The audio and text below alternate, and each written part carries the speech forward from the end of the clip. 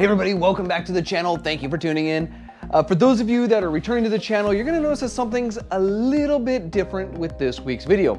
And that is, I'm not outside and I'm not near my GTR or any other real race car for that matter. I'm actually inside, and that's something you typically don't see much on this channel. The reason why is I'm gonna be talking about something that I actually have never talked about on this channel before, and that is video games. That's right, for those of you that are new to the channel, this is not a video game channel. This is an automotive channel. I tend to focus on things like my GTR, and I've had a Supra and RX-7s, and pretty much JDM import tuners, and pretty much any other thing that has to do with track racing or automotive culture. That being said, something actually happened last Friday. It's actually today for me, but you know, I tend to upload on Friday, so this was a week ago. A new video game came out, and that is, I'm sure you're aware, Gran Turismo 7. And I actually wanted to review this on the channel because, well, for one, I'm not really a gamer. In fact, yes, I do own a PS4, but it is the original PS4. It's not the Pro, and this constitutes my 10th game I've ever bought for it. So I'm not really a gamer, so I'm gonna be talking about Gran Turismo 7 strictly from the point of view of an automotive enthusiast. So if you're looking for someone who's gonna talk about frame rates and rendering and ray tracing and all that other stuff, I'm not the guy. However, if you do wanna kind of see how it compares to what I think real world application of driving a car is, you're at the right spot. In fact, I'm really hoping, for those of you that are aware, I did take my R35 GTR out on streets of Willow. Boy, that'd be about 4 or 5 weeks ago now. And I'm hoping that that track is on this game, because I'd love to compare playing on just a PS4 versus the real version. So do stick around for that. However, before I get started with playing the game, I do want to talk about a couple things. First thing being is that if you do like automotive content, particularly GTRs, go ahead and subscribe to my channel. If you'd like to support the channel, I do have the JD Archer shop. If you go to jdarcher.bigcartel.com, you can see a limited selection of hats, t-shirts, and hoodies I've designed that are for sale. But with that out of the way, let's go ahead and bust open the cellophane on this and get playing.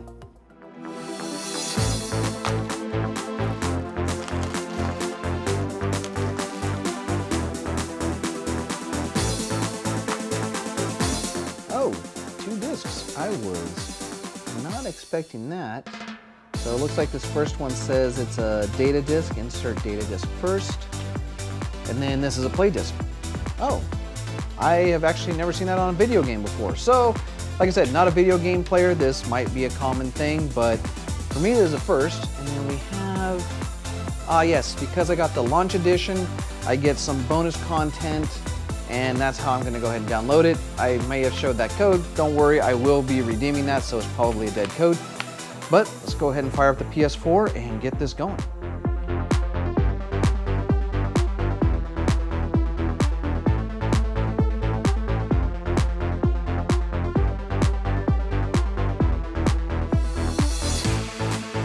Starting with the data disc first, because that's what it told me.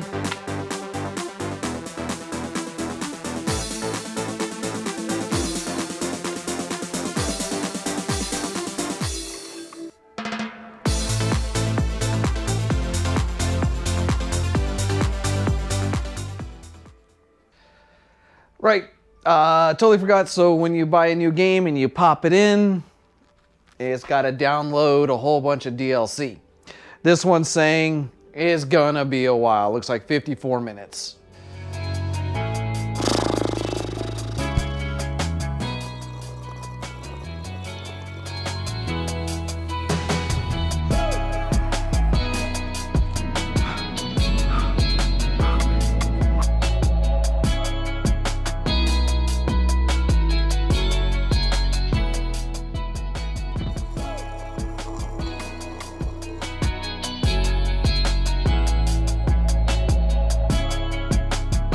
What? No, of course I'm not playing video games. I told you, I'm not much of a gamer. Just editing next week's video.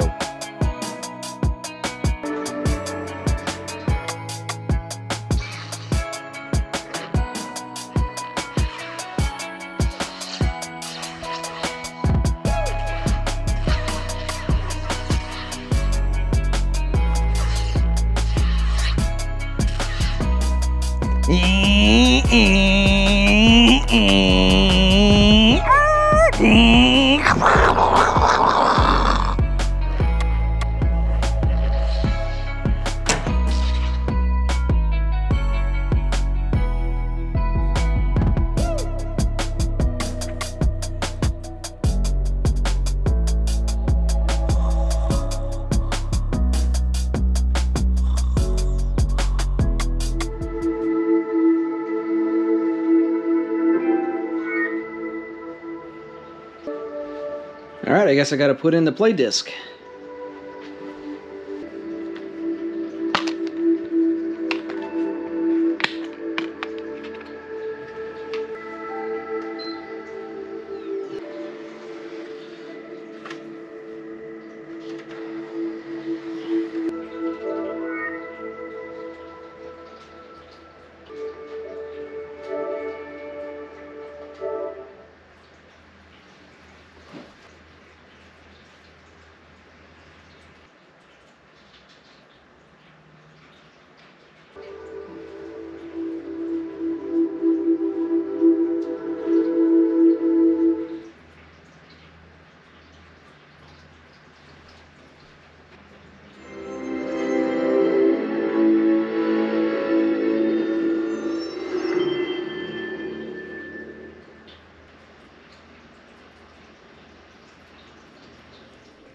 Okay, so really cool.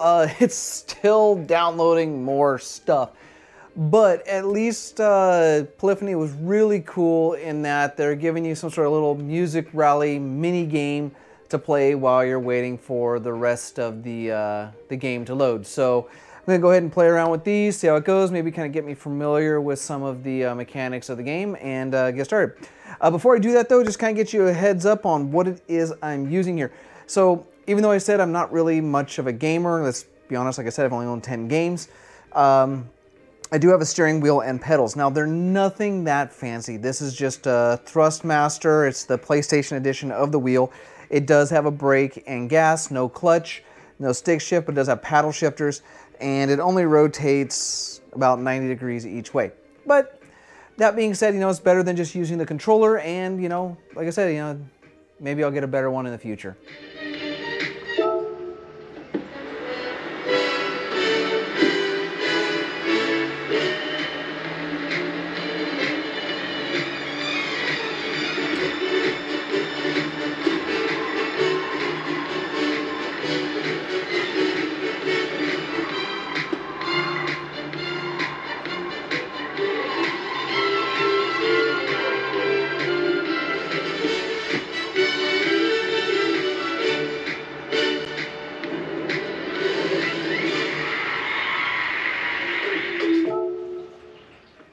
All right, so I finished the first mini game. It was actually pretty darn easy, so go on to the next one. Maybe it'll be a little more difficult.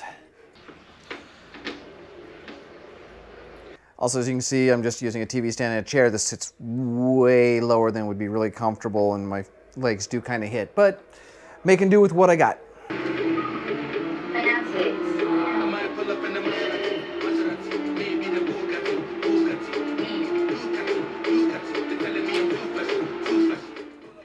So during these mini games, no manual. It looks like it automatic's the only option.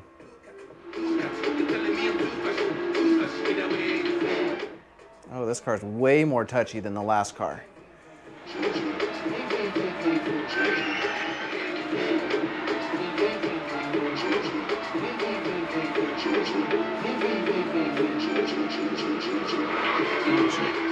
I'm low.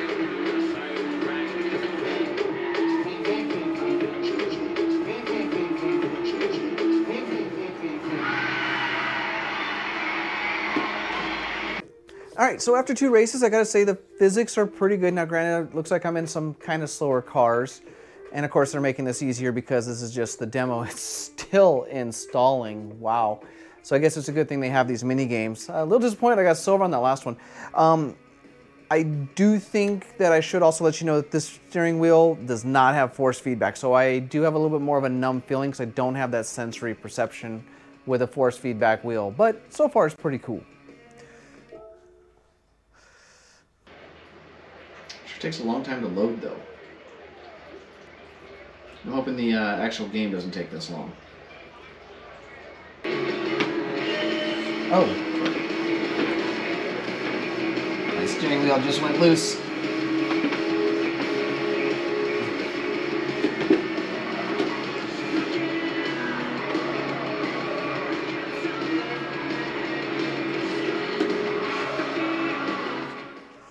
Oh, there's some physics for you.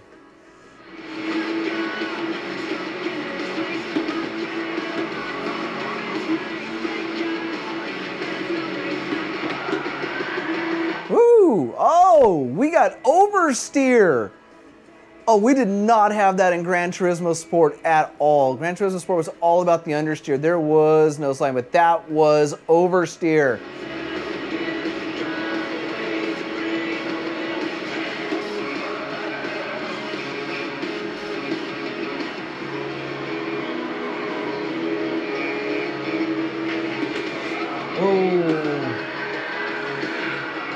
Oh, lateral slide too. Oh, the physics on this are so much better than Gran Turismo Sport. I am already way impressed. And this is just the little warm-up games while it's still downloading.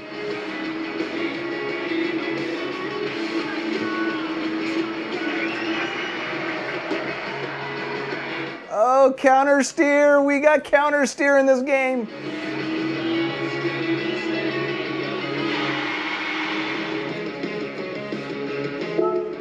Oh, here we go, finally into the game after 2 hours. Oh, that's kind of cool. I can jump between that music rally I just did and the world map.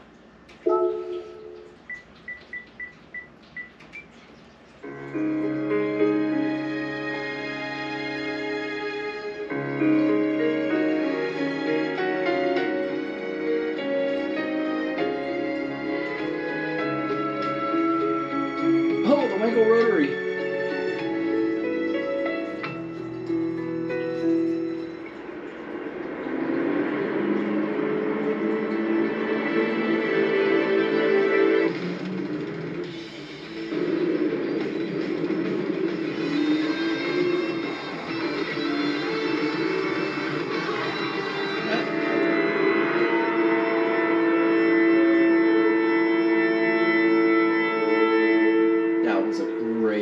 Intro.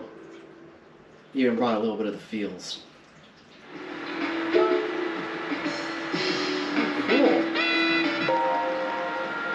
Wow. So yeah, in GT Sport it's so easy to get powerful cars real quick. This one kind of looked like almost like Auto Trader. Alright.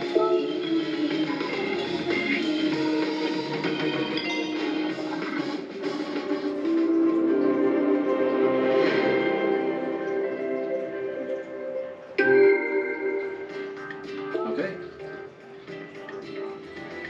Alright, first race in the game. Here we go.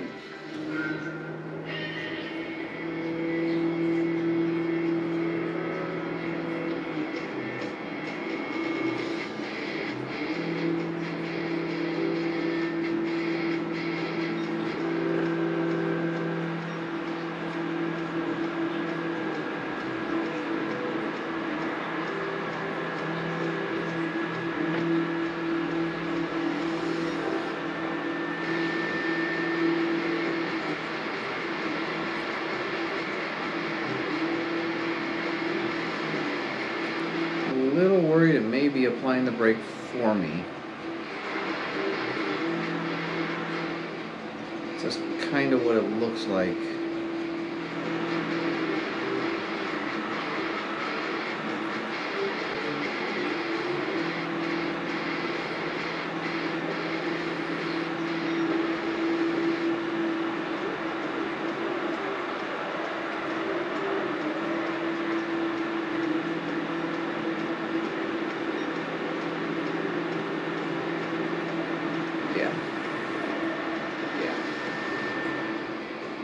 In this race, the game is helping. I can see by the RPMs that it basically is controlling the throttle.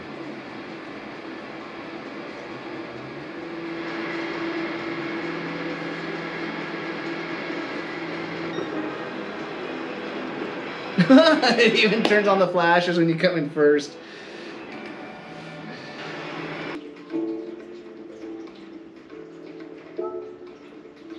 All right, let's try race number 2.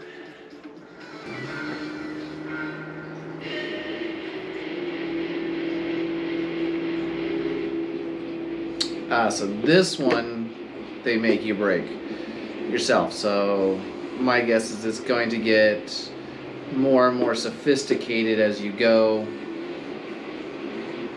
to get you used to handling the car yourself. So the first time, really all you had to worry about was steering. This one you have to worry about braking also.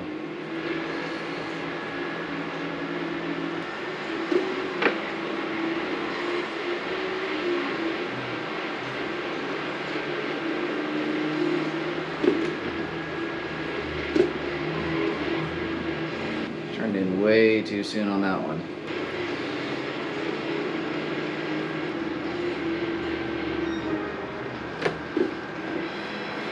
Back to the cafe.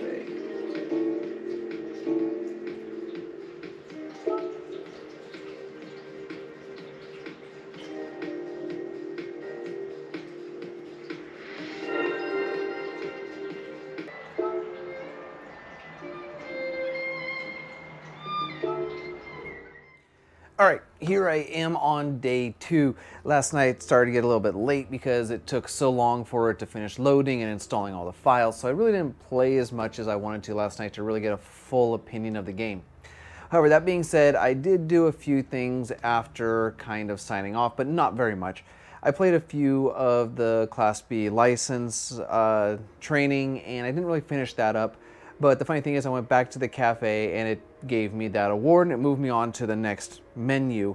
So I guess you don't have to complete the Class B. So I'm not going to continue to do that on this video because I'm sure the training is going to get pretty boring. You want to see some races. The other thing I did too is I did redeem all of the free stuff I got for getting the launch edition. But I don't want to use that just yet because I want to kind of evaluate the game as it kind of starts out for most people. I did, however, pick up a Nissan 370Z because it was just kind of a nice little upgrade to the car I currently have. Now that being said, one of the things I noticed that was super cool is even though I get that 100,000 credits by having the launch edition and using that code, I don't have access to all of the super awesome cars. So even though I have all that money, really the best car I could have got was a 370Z. So I haven't unlocked yet like the GTRs, the Supras, the RX-7s, or those supercars. So that's really nice. When I played the Gran Turismo Sport, I mean, you could pretty much get any car as long as you had the credits, and it's real easy to get those credits. This game looks like it's going to make me work for it a little bit more to get those higher powered cars, which I like, because it kind of forces you to work, to level up, to get to the cars that you really want, instead of them just being available to you right off the bat, because then you get them and you're kind of done. I kind of feel like I have to work for them. So that's going to be nice. But I haven't done any major races yet, as you've seen, so I'm going to go ahead and start playing today and see if I can't get some races under my belt, and that way I can give you a thorough evaluation of how I feel the physics are compared to driving a real car. Alright, so as you can see, yeah, I went to the cafe, it gave me a new mission. I just got to collect up 3 European cars, which, as I said, you go to the world map, you use the golden compass, and I'll let you know where I can get those cars for free by winning races.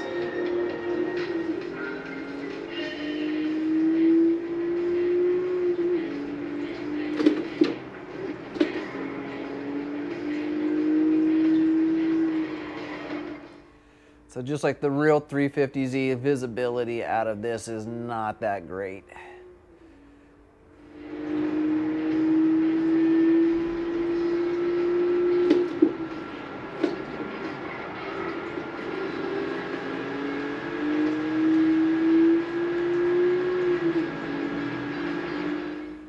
Now, of course, I'm trying to use the concepts I learned from the book Going Faster, where you want to use your brakes going into the corner and maintain a constant speed through the corner. That way you're using 100% of your tire's gripping ability for the corner.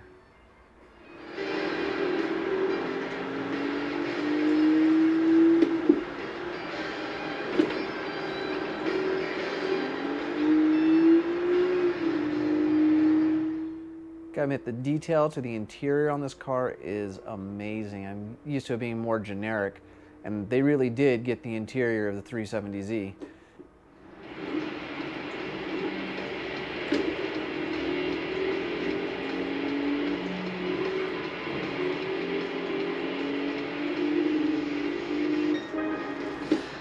All right.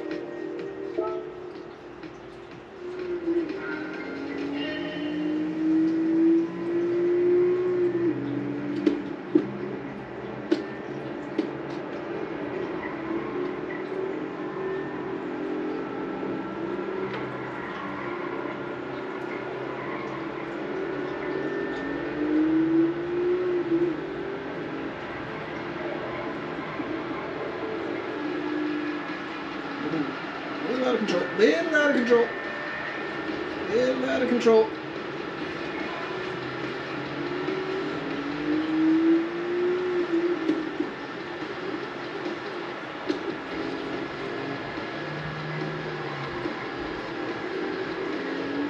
Not carrying enough speed through that corner.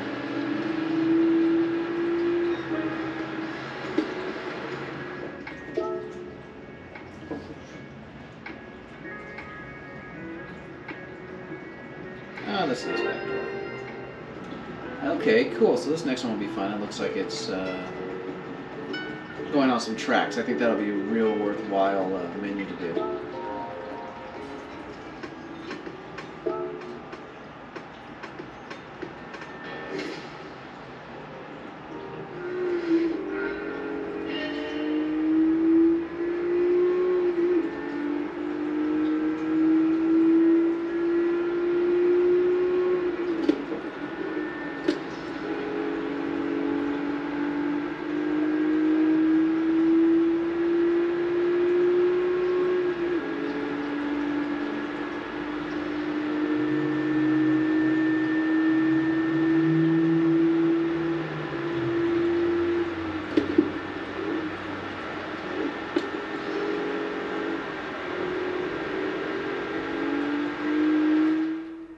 I think I could have carried a little more speed through that corner.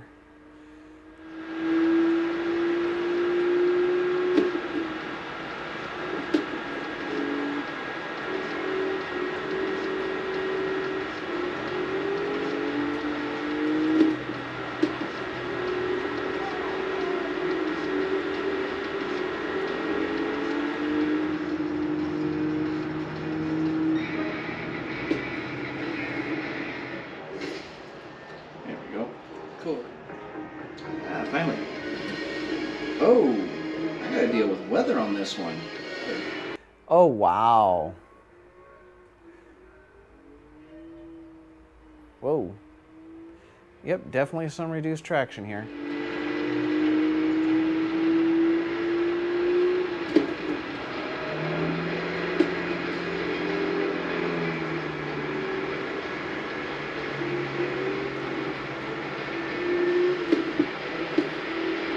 See the lines on the pavement to know where the line is. That's kind of nice. They definitely are making weather a little bit more of an issue.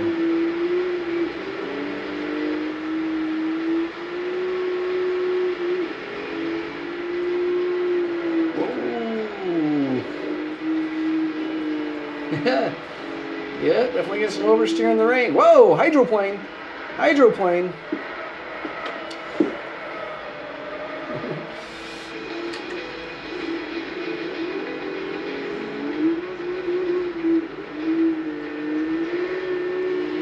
Yep, that rain does make a difference. And I hit that little puddle.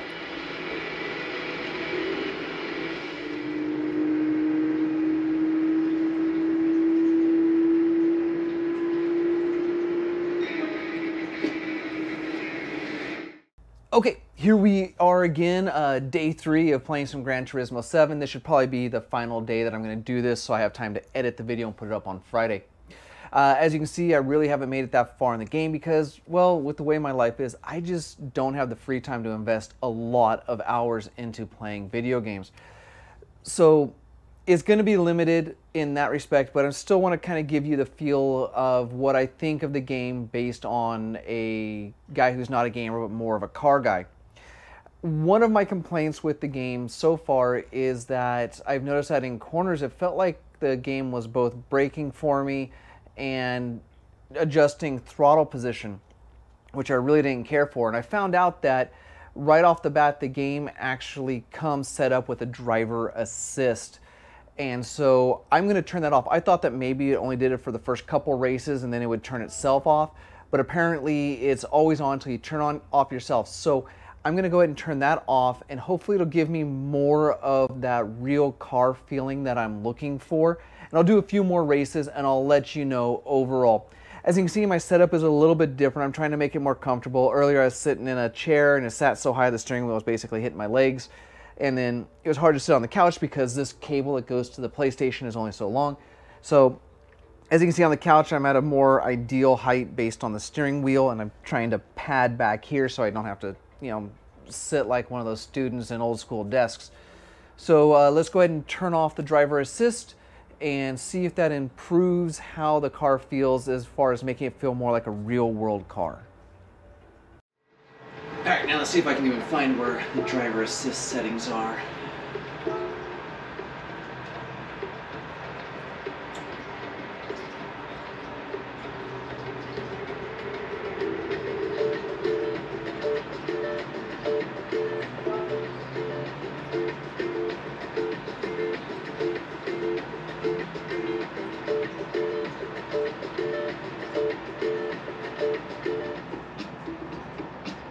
Okay, so apparently I have to do it at a racetrack.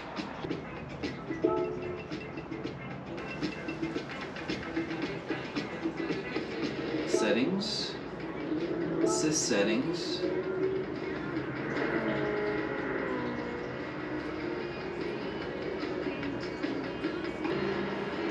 Counter steering assistance, oh interesting. Let's go ahead and do that. Maybe gives me a little chance to do some counter steer. I feel like going manual. That way I get to use the paddle shifters. I actually don't have a stick. Well, let's see how the car feels now.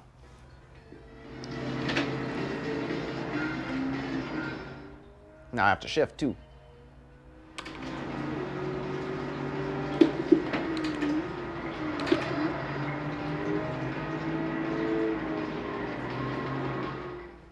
Okay. Yeah.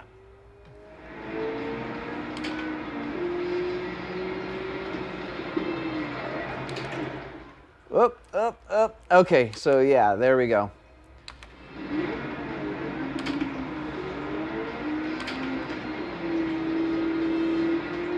Oof. Whoa. Why the heck did that get so slippery?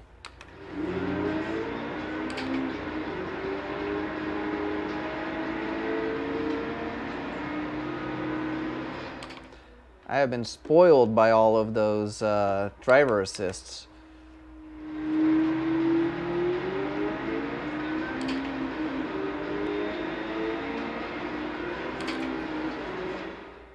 This car's also starting to feel a lot more like a front-wheel drive car with massive understeer.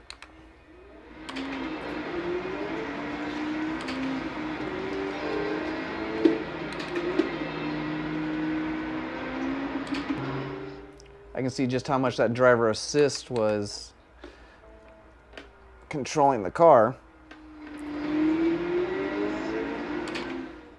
And now I have to completely relearn how to drive because I got used to it. So I'd recommend that if you do get this game, just start with the driver assist off right away.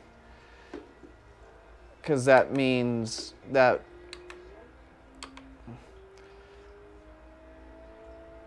you're going to learn how to drive in the game properly instead of having to relearn how to drive after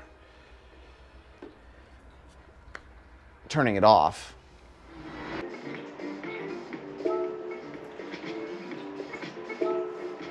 All right.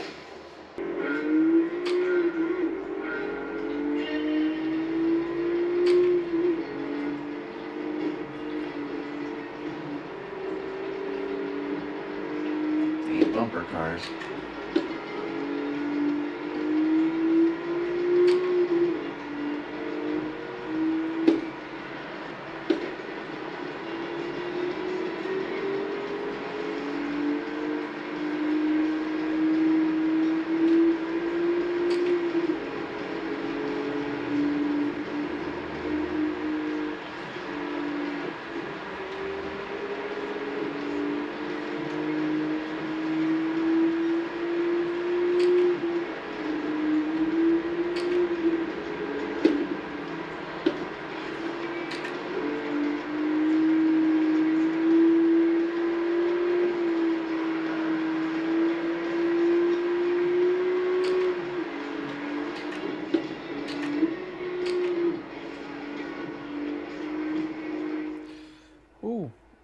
off the wall. Oversteer is a real thing.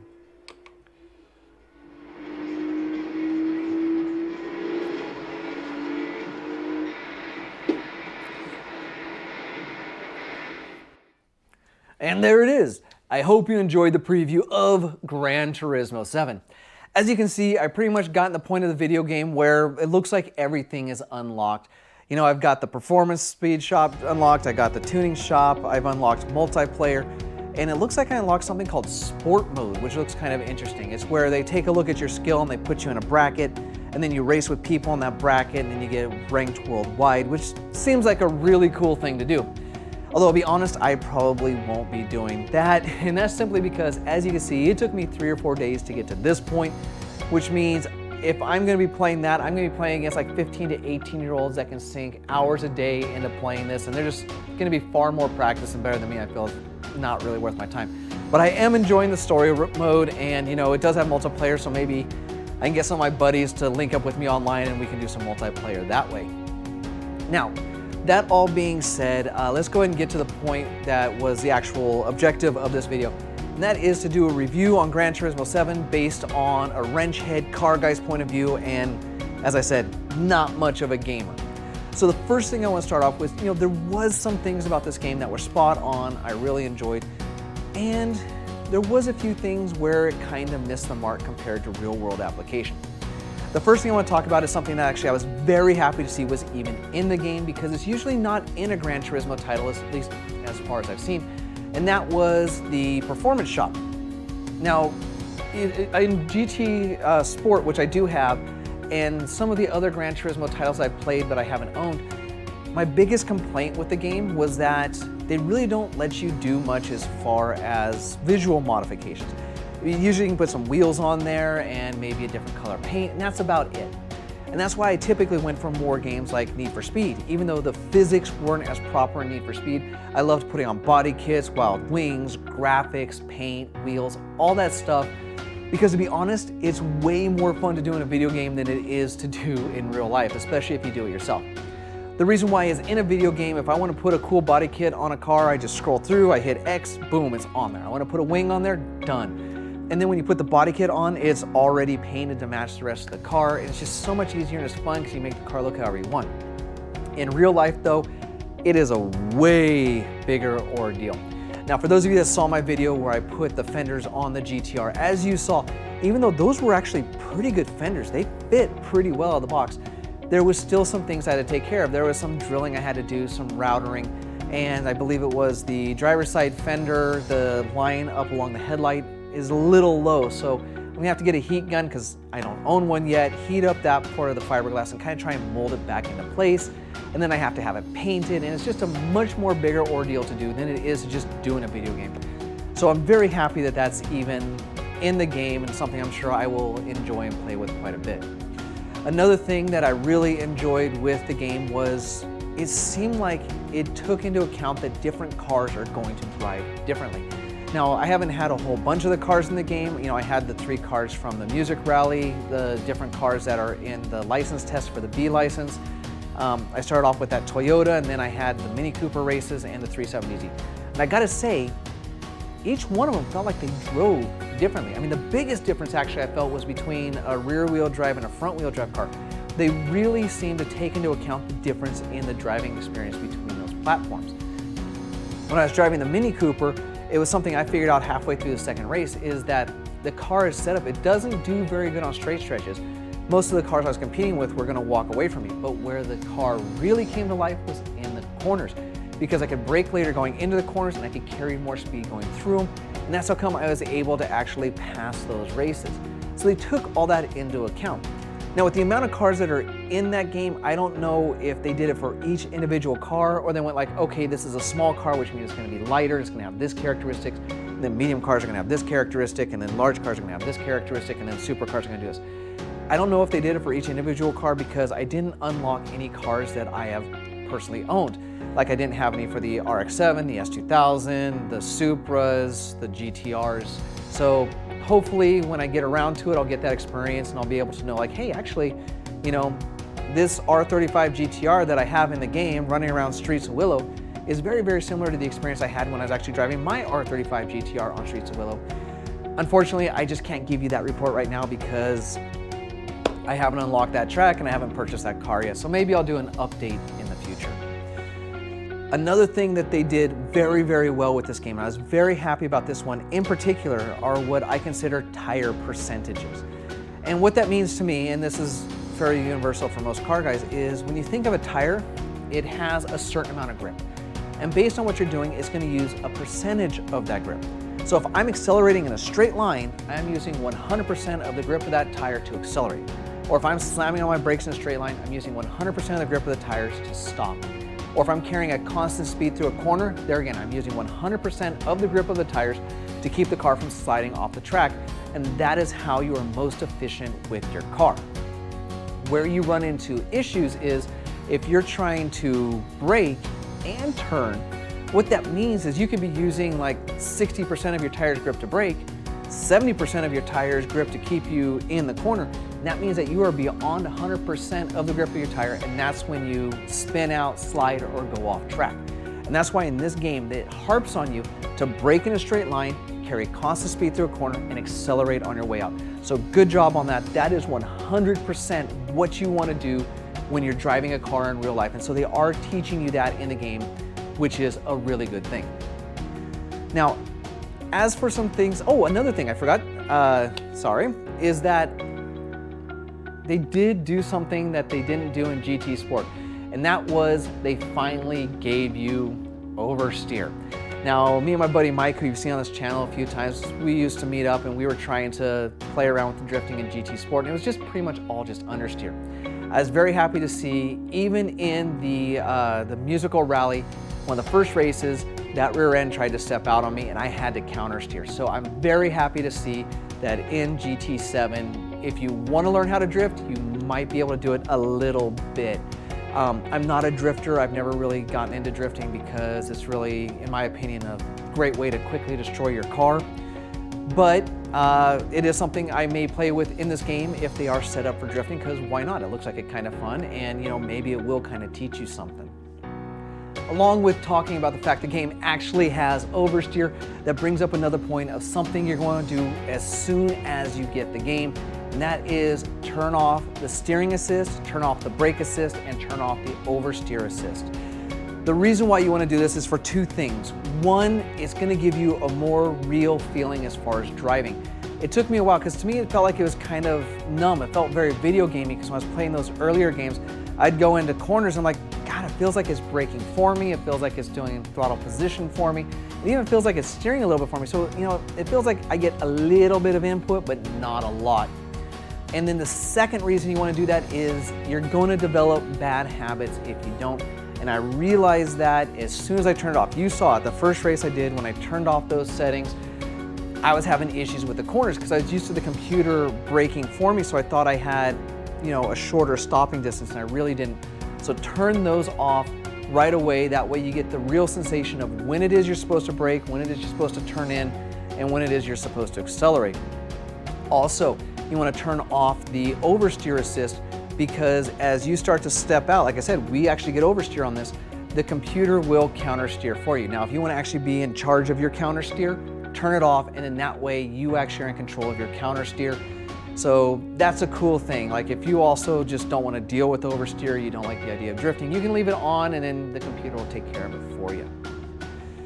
Now, one thing that I felt like the game was really lacking on, and it's just really not the game's fault, it's just actually the whole situation, is the sensation of speed. I mean, let's be honest, I'm sitting on a couch, and for a second there I was on a wooden chair, and I really don't feel like I'm going fast. And even the ways the game could have gotten around this, it kind of failed.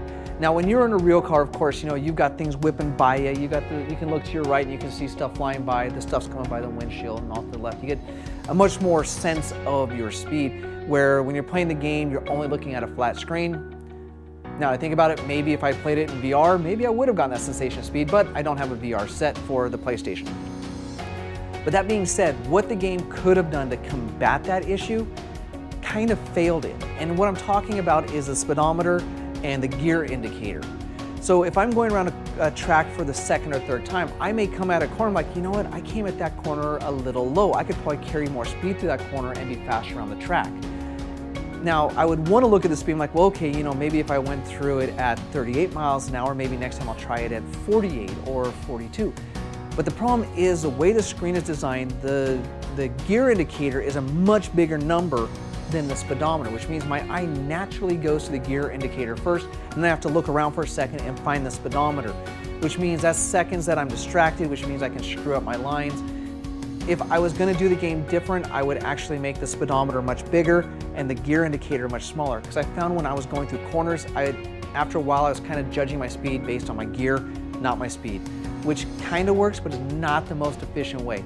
Maybe over time, as I'm playing the game, I could train myself to look just for that speedometer. I can get past that issue, but it was an issue that I definitely had with the game right off the bat, is that it's very difficult to judge your speed going through corners, especially with how the speedometer and the gear indicator are placed. Another thing that is kind of missing from the experience of a real car versus a video game is, I mean, this is kind of a duh statement, and that's just the G-forces, the actual feeling of the car. When you're actually driving on the road or a track and you're going around corners, you're feeling the weight shift in the car, and you can kind of drive within your level of driving and kind of start to push it until you can get to the level of the car. But once you figure that out, one, because you're driving the same car all the time, you can really kind of start taking that car to the limit based on how it feels, and you just don't have that with a video game. Now, yes, there are guys out there that have spent like tens of thousands of dollars on a rig where the rig moves and it attempts to give you that sensation. But for the most of us, and me in particular, like I said, just, you know, beginner level wheel, I really kind of missed out on that. And there's a lot of information you get when driving on a track based on the feel of the seat of your pants, based on how you're feeling in the car, how it's moving, how it's sliding. And you just can't get that from a video game. And like I said, it's not really a critique, because it is a video game. It is what it is. There's nothing you can do about it. But that is a major difference. Another thing that, well, this is actually going to be an easy fix. One of the things is when I had GT Sport, some of the best times I had playing that game is when the guys came over and we raced against each other in the same room, and we're competing on the same track, trying to get a better time than the guy that was before us. And we're just having a good time with it, and I'm hoping I get to do that with this game. I did unlock multiplayer. I know there's a few of my guys in my car community that have this game. Maybe we'll be able to link up a multiplayer race and get that nice camaraderie that just kind of comes with competing with each other. Because, I mean, yeah, I could compete with some guy from Brazil or some guy from Spain. It's kind of cool that I'm competing with people around the world, but it's different when you're competing with your buddies. So I'm really looking forward to doing that in the game. All in all, though, I am really enjoying playing Gran Turismo 7. If you are an automotive enthusiast, it'll definitely scratch that itch for you, especially if it's been a while since you've been able to work on your car or just haven't been able to get out to any events or track time. At least you can kind of get it out of your system a little bit through this game. And the physics, at least they put enough of an effort into it that at least you feel like you might be kind of keeping your skills up by playing, or maybe not. Either way, it's still just fun. Either way, I hope you enjoyed this video. If you did, go hit that thumbs up button to let me know. It does help the channel out a lot. If you'd like to see more automotive, particularly GTR content in the future, go and subscribe to my channel. Like I said in the beginning, if you do want to support the channel, I do have the JD Archer shop. If you go to jdarcher.bigcartel.com. Also, now there's a bit of a side note. As you saw in this video, I only put up a fraction of the footage I shot. I actually shot from the moment I put the disc in all the way until I had pretty much unlocked the world. But that comes to about 2.5 hours worth of footage. If that's something you want to see, go ahead and let me know. Post in the comment section down below. If enough people are interested, maybe I'll upload it on a Wednesday and you can watch the whole beginning part of Gran Turismo, especially if you haven't bought it yet. Also, if you have any questions or you feel there's anything I've missed in this video, go and post in the comment section down below as well. I will respond to you. I thank you all for watching, and until next time, forget everything else, focus on the finish line.